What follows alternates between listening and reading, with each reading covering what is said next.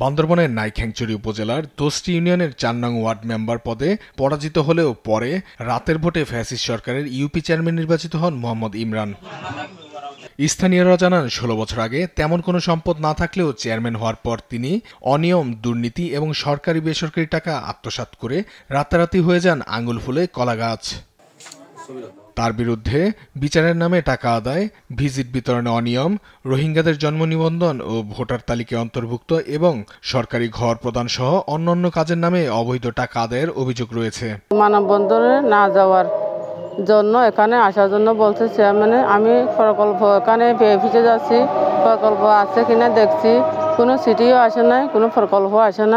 Chairman তুই ভাই আরে গদ দিব বলি হয় আর তো ৯০,০০০ কোটি লইয়ে তখন চেয়ারম্যানরা গিয়ে হয়তো খরচা দিয়া পারিব, হয়তো ৫০০,০০০ দিয়া পারিব, সামনে টিউনতো চেয়া দিয়া পারিব, টিউনতো দিয়া পারিব হনা হাইম দলত হতে গেলে ৯০,০০০ কোটি দিই।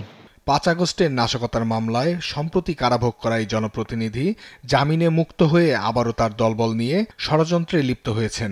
সম্প্রতি তার পরিষদে তালা দিয়ে মানববন্ধন করছেন স্থানীয়রা। চেয়ারম্যান হওয়ার আগে তো মনে করেন ওনার ওয়ার্ড হচ্ছে ৪ নম্বর ওয়ার্ড, এই তো আগে এখানে ছিল না। এরপর থেকে চেয়ারম্যান হওয়ার পর থেকে এখানে আসা যাওয়া বা এই বিল্ডিংটা করছে। যিবে সংচয় দিয়া বিজয় সংচয় দিয়া কেউ মাইসে তুন হুনি দে কেউ তিনবেলে ন ডুকি কেউ তুমি ডুকি। তার অপকর্মের বিরুদ্ধে আইনগত ব্যবস্থা নেওয়ার পাশাপাশি তার স্থলে যোগ্য চেয়ারম্যান নির্বাচনের দাবি এলাকাবাসীর। নীতি চেয়ারম্যান অবসরণ চাই আরা ৭টা বুতর আরা জনগণের খইনে আরা ওরে নসাই ও জেনে আরার পরিষদ তাই না পারে। নিউজ ডেস্ক, দেশ টিভি।